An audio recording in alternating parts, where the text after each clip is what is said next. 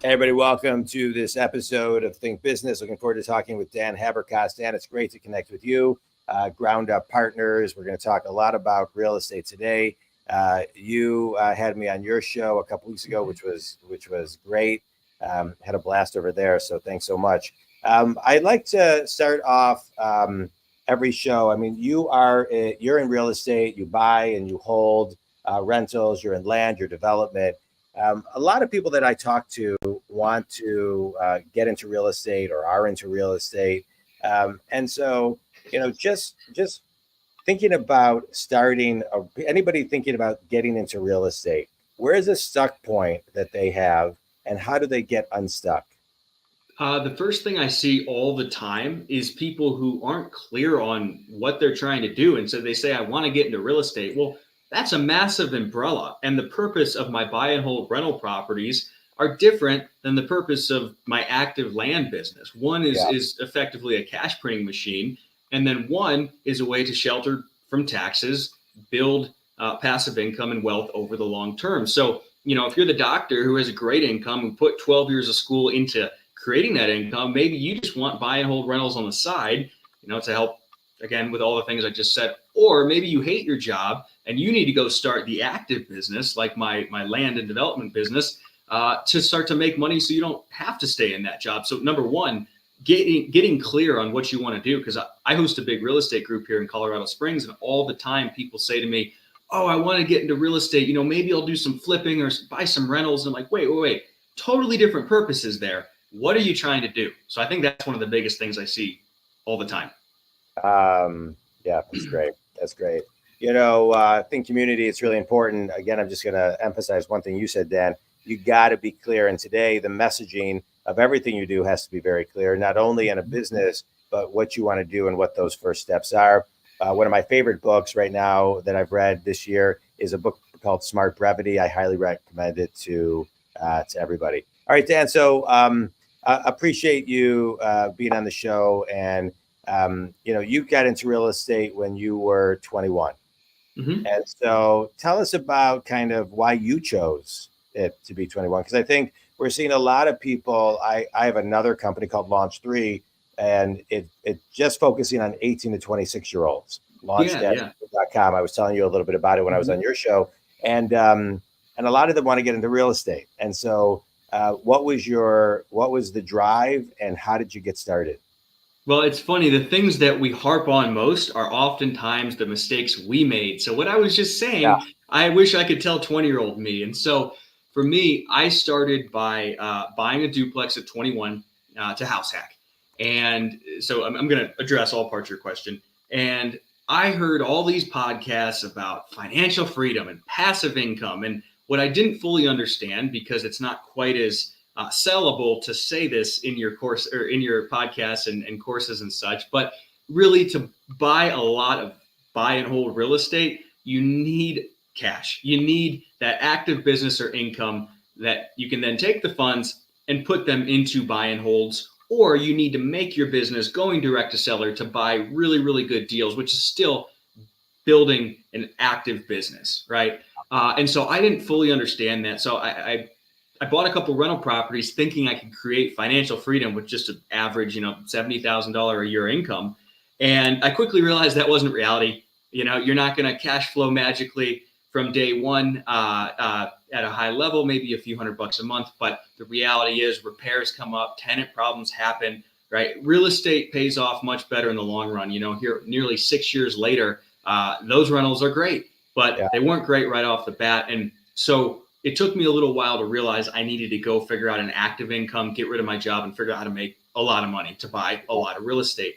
To address the why real estate question, well, for me, honestly, I think it was just the marketing around the space appealed to 20, 21-year-old me. They're the really honest answer. I had worked since I was very young, and I ran other people's businesses in high school. I started some side businesses on my own in college. Going to school full-time, working full-time. I managed a bunch of guys at a landscaping company, was responsible for selling the work, managing clients, gross margins, everything on my segment of the business other than the actual accounting. And so 20-ish years old, I realized, okay, well, I haven't gotten to have any fun in high school or college. I was a little bit I was a kid. I was bitter about all my friends having fun and me just working nonstop. But I realized, okay, I have a bit of I'm ahead of the curve. I've been managing people for years. I can speak like I'm 40 and I can sell things to people. So how do I take that and apply it to the business world and start some sort of business that puts me ahead as an adult? And that's where I started reading, read about equities, different businesses, so on and so forth. And it was Rich Dad, Poor Dad that really was the light bulb moment. And then I started listening to Bigger Pockets, and their marketing around real estate is really, really effective. And so that was really what prompted me to start with real estate. In hindsight, I probably would have started a different active business and then used that to buy nice real estate. But yeah. Okay, good. I love it. That's a great story. I want to talk about patience. I think patience is really hard. I think 10 years ago, people used to say, well, this generation and that generation. I think patience is really hard for a lot of people, most everybody today. We're in a world where there's just so much coming at you, and even the generations that were okay with delayed gratification, just through social media, it's changing the way that we move. And so, how are you able? Because you talked about doing a lot, but how are you able to tap into? Because some of your through line of your story, how are you able to tap into patience? that's a great question. So I think one of the things that really stood out to me was, I don't remember the book or where I read this, but I remember right around 20 years old, one of those books I read talked about compounding. And I don't know if this is true on average, but I'm glad I Compound read this. effect. Was it the Compound Effect by Darren Hardy? I don't think it was that one. I think it was an equity specific book. But what they Okay. said is that if somebody invests just in, index funds, the money they invest through their 20s is worth more than the money they invest the rest of their life on average. And again, I've never verified that, but I don't really care because the concept stuck with me. I said, okay, if I can get a few investments right now, if I can plant some long-term seeds right now, I'm going to set myself miles ahead in my late 20s, 30s, 40s, and down the road. And so that played into it a lot. Reading some of these books and understanding compounding. I'm reading a book right now called Same as Ever. This is one of the best books I've read in a long time, and it talks about. Really, tell me about it. What'd you say? Tell me about it. Yeah. So with how much things are changing rapidly, AI is coming out, technology accelerate things. What are all the things which mostly pertain to human nature that never change? And that's what the book is all about. And it's been exceptional. And one of the points it makes is that humans are terrible at understanding compounding. And so I'm really glad that that message got drilled in my head early, because we overestimate what we can do in the short term, but underestimate what can be accomplished in 3 or 5 or 10 years. Yeah. And so, reading, I forget what book it was, but that concept being drilled in my head helped me be patient. But at the end of the day, John, I still struggle with that. I am very impatient. Yeah. Well, what I love about what you're talking about is The Compound Effect by Darren Hardy was a book that did that for me. It really kind of was the icing on the cake for it, and really just kind of echoed in the whole, idea of things that compound. But just real quickly, I just want to, because I want people to know the book. Is it Same as Ever by Morgan Housel?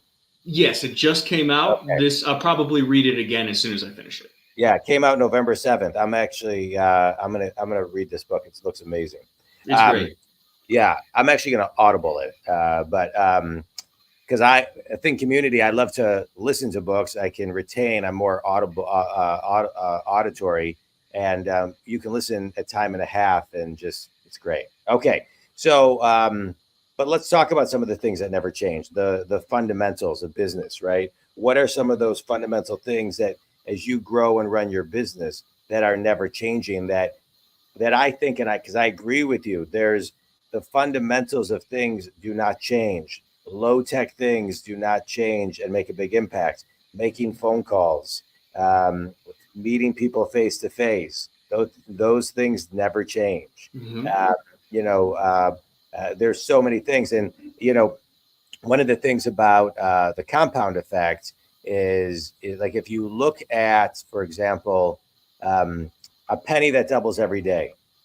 Well, right. So the question is, would you take $1 million today or a penny that doubles every day for for 30 days? And some people say, well, I take the $1 million. Well, No, because you take the penny that doubles every day because it's 10.7 million at the end.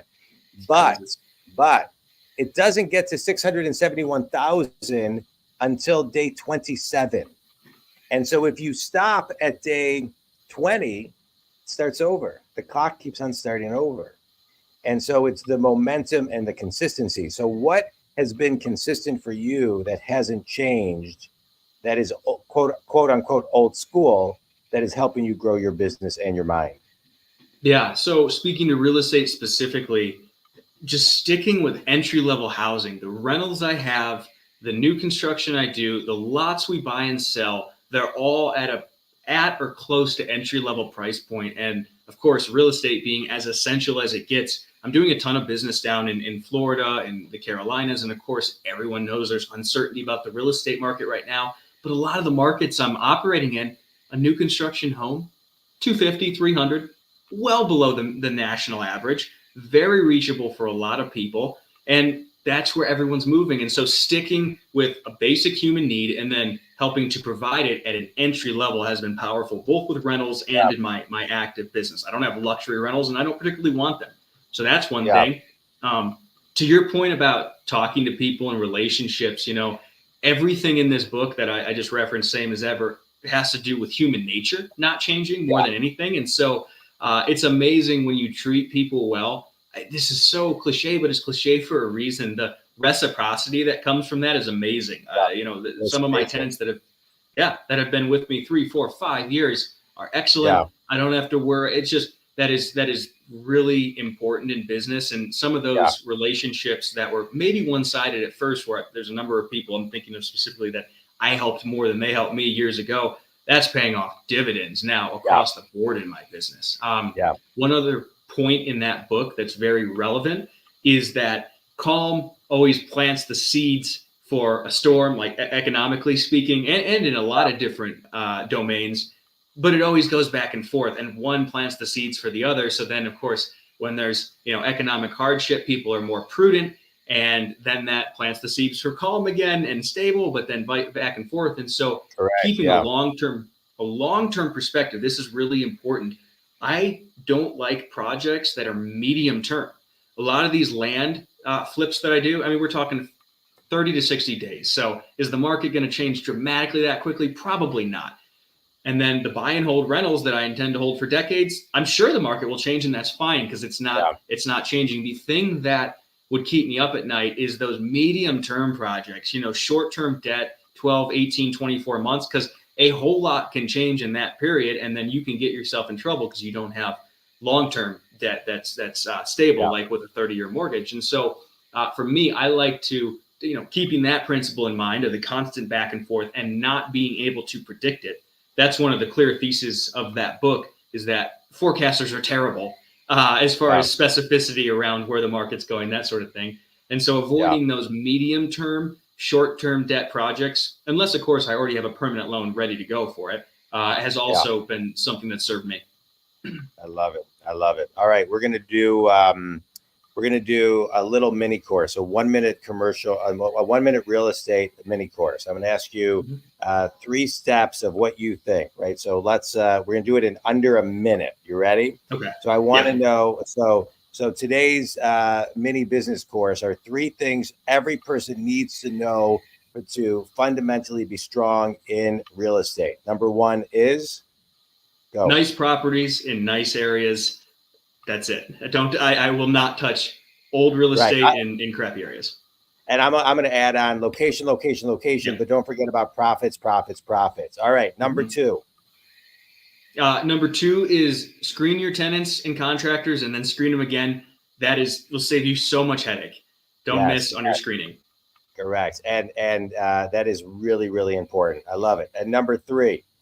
Number 3 relates to everything we're talking about, is don't forget to plant those seeds, metaphorically speaking, for 5 or 10 years down the road. Don't only take the short-term profits. Make sure you're taking on deals that will benefit you 5 and 10 years from now and beyond. I love it. And I'll add with prospecting is planting that you need to do every single day, no matter what. All right. Getting back to you. Where are you going to be in 5 years? Ooh, great question. So I am working on building out the land business vertically and across a variety of niches within land. So we just launched Ground Up Partners. This is with a friend of mine. My land business is just me, actually Mason, who hosts he was great. who hosts the podcast with me. And so one of the biggest frustrations he and I had in our own business was finding capital to close land deals at a reasonable price. And so we went and solved that problem for ourselves, our friends, and anyone who needs a capital source and an additional set of eyes on their land deals. So that's Ground Up Partners. And I'm working to build that into a whole ecosystem where everyone involved in that is in a group where we can share deals, we can share resources, that sort of thing. And then, of course, we'll be funding the deals.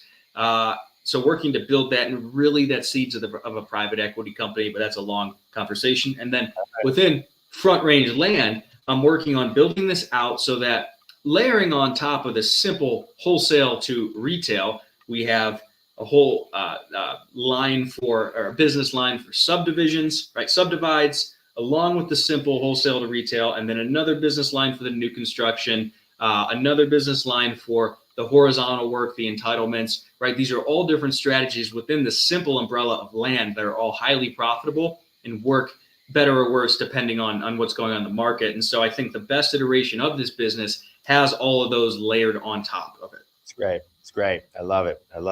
I think community is something to think about.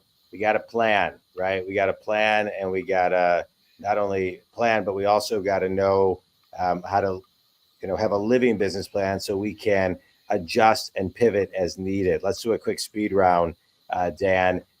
You've got a pretty extensive 5-year vision. How do you adjust in real time and pivot as needed? Yeah. Number one, just the expectation that things are changing all the time and I have to be ready to change. Just having that in your mind is essential.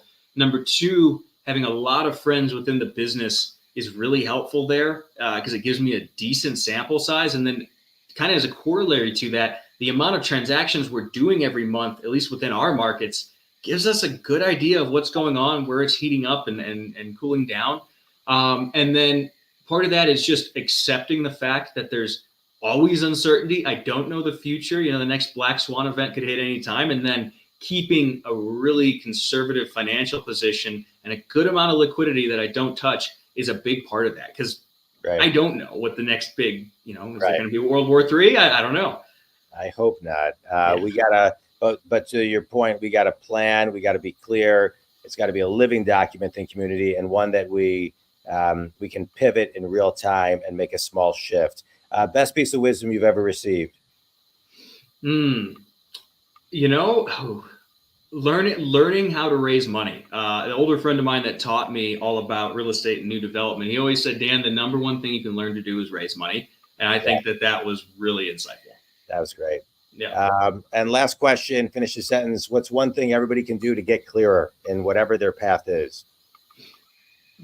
Write down what you want to accomplish and then work backwards and create the lead measures for that and hold yourself accountable to those lead measures, whether it's losing weight or starting a business, whatever it might be. Yeah, it's great. Dan, this is fun. I'd love to be on your show. I appreciate you being on my show. I'm a business coach. I work with people all over the globe who are successful but stuck. I get them unstuck. I love this podcast. I get to have guests like you on that can help get people unstuck. Think community. Dan shared a ton of stuff to help you today, but one of the things I want to extract is set your goals and then reverse engineer to the daily task. That is the key. Dan, tell everybody how they can learn more about you and connect with you. Dan Haberkost on any of the major platforms or danhaberkost.com. And the Big Picture Blueprint is our podcast. Great. And you can reach me, everybody, at jondwoskin.com. Dan, this was great. I appreciate it. Give the book recommendation one more time. Same as Ever by Morgan Housel. Awesome. All right. Stay on the line, Dan. Thanks, everybody. Dan, this was great. Thanks so much. Thanks, John.